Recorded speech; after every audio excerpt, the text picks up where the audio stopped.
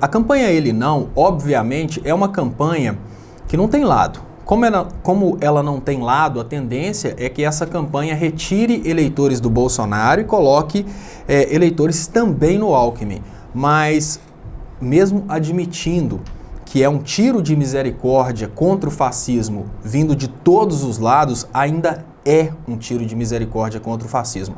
O que eu quero dizer é o seguinte: já não se trata de ideologia política, já não se trata de um lado ou outro, trata-se de uma ordem democrática que está sendo destruída e dando lugar para uma ideologia que matou milhões de pessoas no passado, uma ideologia que pode levar o Brasil ao isolamento. Então, ainda que a gente tenha que admitir que parte dessa campanha, parte da adesão dessa campanha é do Alckmin, a gente precisa concordar com uma união nesse sentido.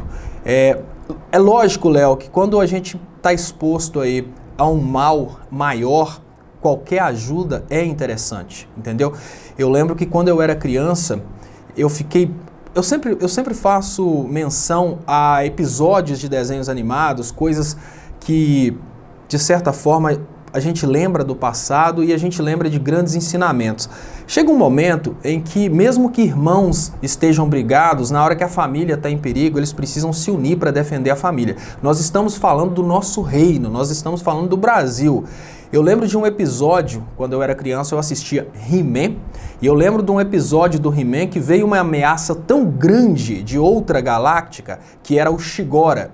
Então, o He-Man teve que se unir ao Esqueleto, que era o maior inimigo do He-Man, porque já não estava mais em questão o reino de Eternia ou o reino do Esqueleto. Não era mais uma disputa entre PT e PSDB, já era uma disputa sobre uma ameaça muito maior que estava, digamos que, ameaçando aquele planeta inteiro. Quando a gente pensa no Bolsonaro, é uma ameaça muito maior que está ameaçando todo o país. É a possibilidade do nosso país seguir esse tipo de ideologia que a gente sabe muito bem que vai levar o Brasil para um destino muito semelhante ao destino da Alemanha nazista. Então, nesse sentido, a gente não pode abrir mão de ajuda, mesmo que essa ajuda venha de eleitores antipetistas e mesmo que isso custe o crescimento do Alckmin.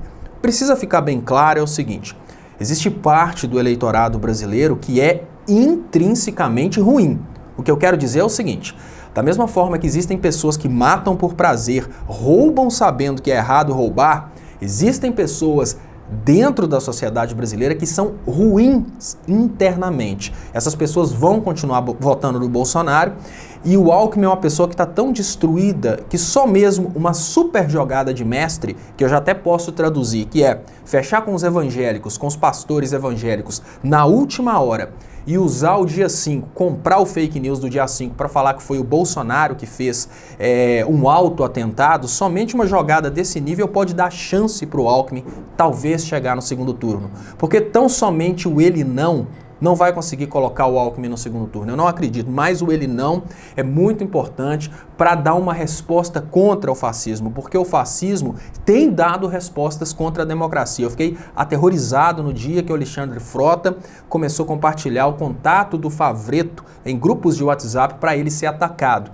Eu fiquei aterrorizado quando eu vi o MBL começar a convocar pessoas para fazerem manifestações na porta do hospital, obviamente para matar a Marisa Letícia. Então, a gente está tendo coisas bizarras no Brasil pelo lado do mal. A gente precisa de levantes pelo lado do bem e a gente precisa chamar toda a sociedade para se posicionar, porque a gente não está numa situação de pessoas ficarem, eu sou neutro. Não, o ele não é importante, mas a gente precisa admitir que o ele não pode sim tirar votos do Bolsonaro e levar para o Alckmin. Isso é um risco, mas é um risco que a gente tem que correr em nome de um bem maior, que é tirar a ideologia fascista de dentro do Brasil.